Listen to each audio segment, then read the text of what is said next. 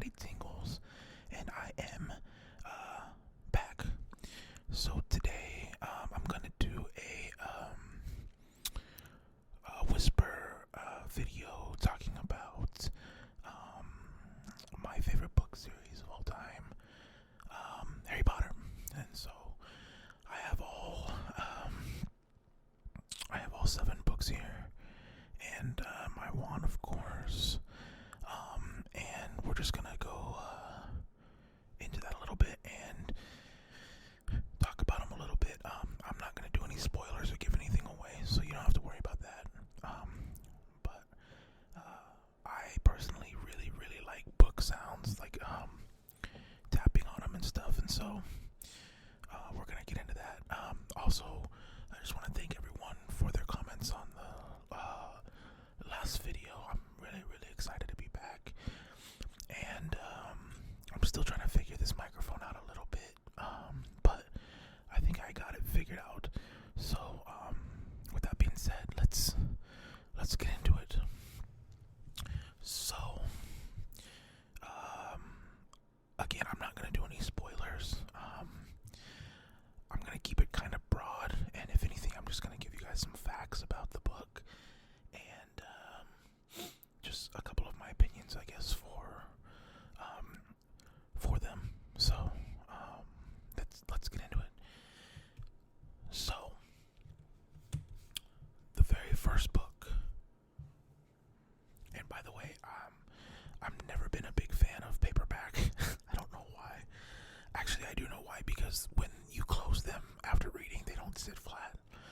It's probably like a little ADHD thing. I don't know. But I always get hardcover. Anyway, so the first book is The Sorcerer's Stone. If you're in the United States, or if you're in the UK, it was The Philosopher's Stone. And this was published September 1998. And so I know some of you might have not even been born then. But I remember this book when it came out. I was in elementary school, and it was a pretty big deal. I remember it being a really big deal, but I actually didn't read any of them until middle school. So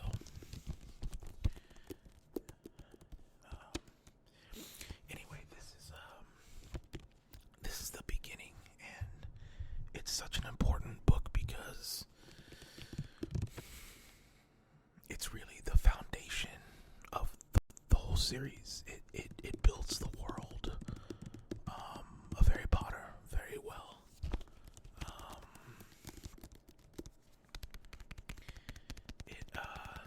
It introduces a lot of magical. Everything. It introduces platform 9 3/4 that everyone knows about in Hogwarts, and the Sorting Hat, and again, like I always say, it's just a great foundation to introduce the world. You get introduced to a lot of the main characters in it, and it's amazing. And as I go through these books, I think it's cool if you know that she wrote these books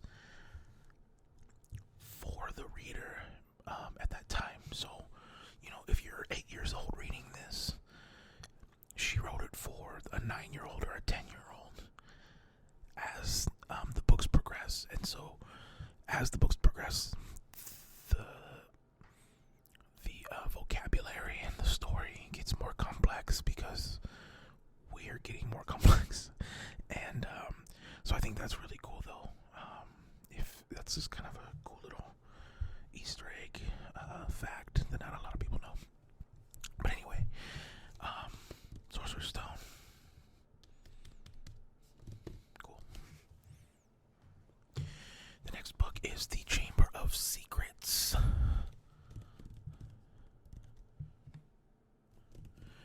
And this came out in June 1999.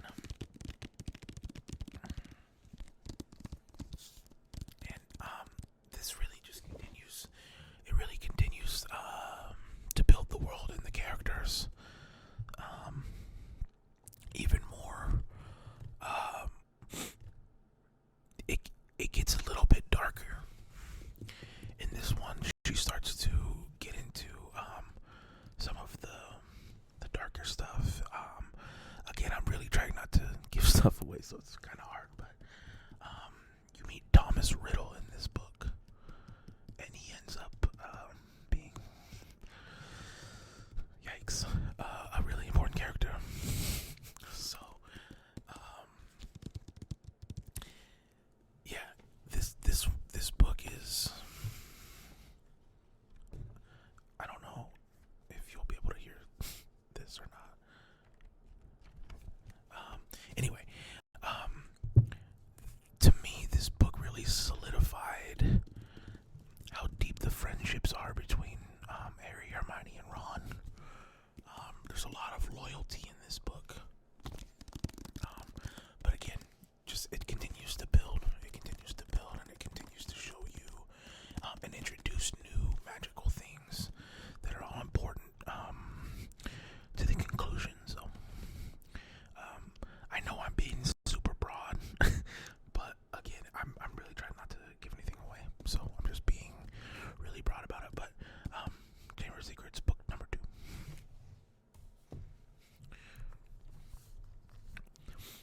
Book number 3, The Prisoner of Azkaban, published September 1999. And I remember reading that J.K. said that this was the easiest book for her to write, which is really interesting, because a lot happens in this book. We're introduced to 2 of my favorite characters in the whole series, in Sirius Black and Bellatrix Lestrange. Those are definitely 2 of my favorite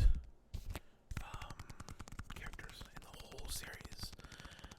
But every book just it continues to build the world, like I said, and then you're just continually introduced to new things, like let's see, Prisoner of Azkaban, like the Marauders map and Dementors and Peter Pettigrew and stuff like that. And it's just, she continues to build this world that is so complex. Yeah, again, I'm gonna keep it really broad, but anyway, Prisoner of Azkaban, again, darker than the first 2 as well. They continually get darker. So, Prisoner of Azkaban. And the next one is the biggest book, and this is the Goblet of Fire, and you can see it's huge. This happens to be my favorite book. It's really hard. It's between this and the last one, but this is probably my favorite movie, actually, too. But yeah, Goblet of Fire, released July, published July in 2000. And this book is about, in the long run, the Triwizard Tournament, which is a very, very dangerous tournament, and there's 3 schools that they each nominate one person from to compete in the Triwizard Tournament, from Bo Patton's Academy, which is an all-girls school, and Durstrang Institute, and then Hogwarts, and somehow, I'm trying not to give anything away, but somehow Harry ends up in the Triwizard Tournament. I don't think that will give anything away. But this book is, I think, the turning point of Harry Potter being so much more than just magic and cute hats and stuff. This book is so dark. And I remember, like, when the movie came out, there's a certain scene towards the end that I was looking forward to seeing from after reading the book, and it's legitimately terrifying. Like, it's so intense. But anyway, Goblet of Fire is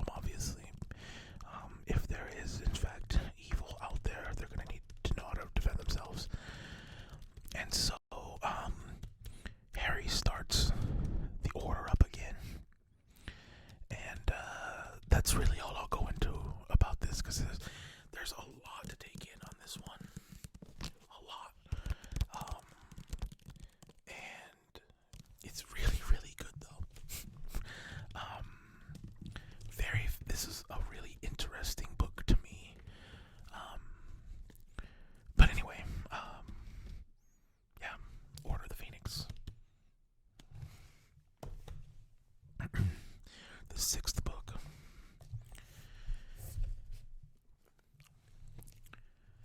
is the Half-Blood Prince, which was published July 2005. And again, they just get darker and darker and darker. And this book, I know I haven't mentioned him, but Snape, Professor Snape, is a huge character in this series, and I think that this book, I think even since the first book, you wonder if he's good or not. And this is the ultimate struggle. This book is the ultimate struggle of, is he good or bad? And then, I'm not trying to spoil anything, but you find out in this book a huge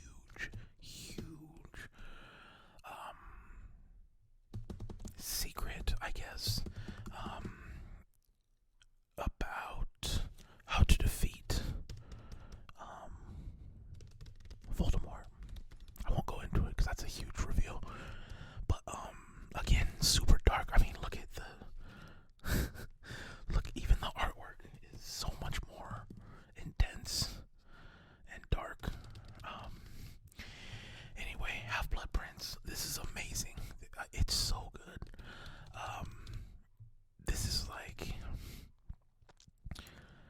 how would I put it? It's emotionally draining. This book. It's emotionally draining. There's that. Okay, and last but certainly not least,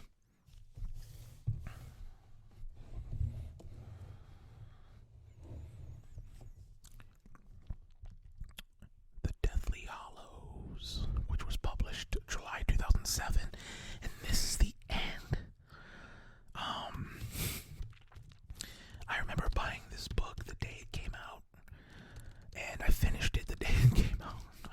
I was one of those people that you've probably seen photos of, like, just not doing anything the whole day except for reading this book.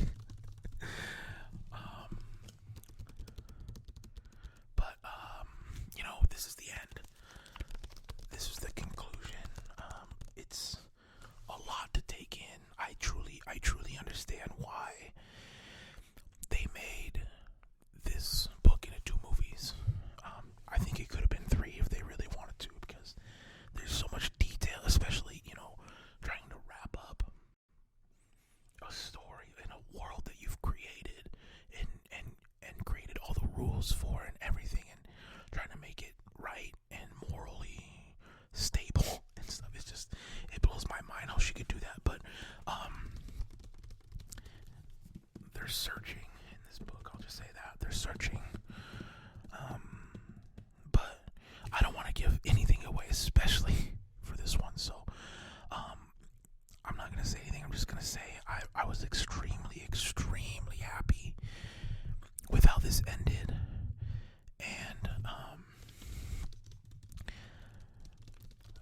so good.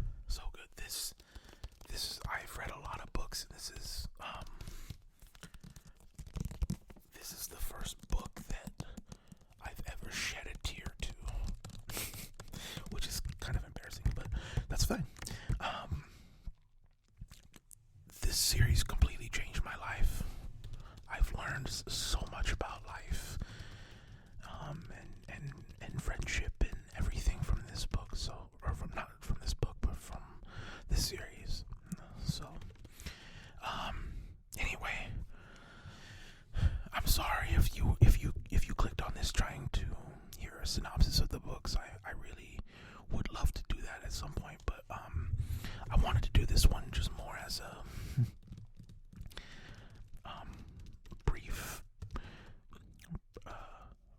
synopsis, I guess, but really just saying a couple things about each book and getting some tapping and whispering in. So anyway, the Deathly Hallows. Cool. So I want to thank everyone for watching and listening, and please subscribe.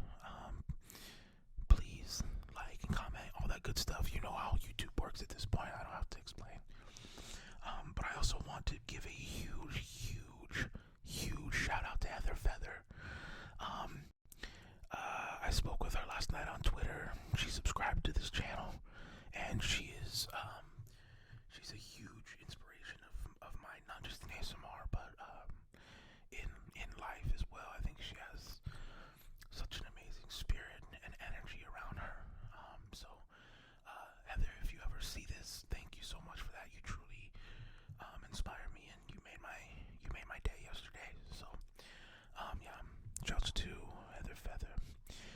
So anyway, I will let you guys go. This is MattyTingles, and again, I'm gonna try to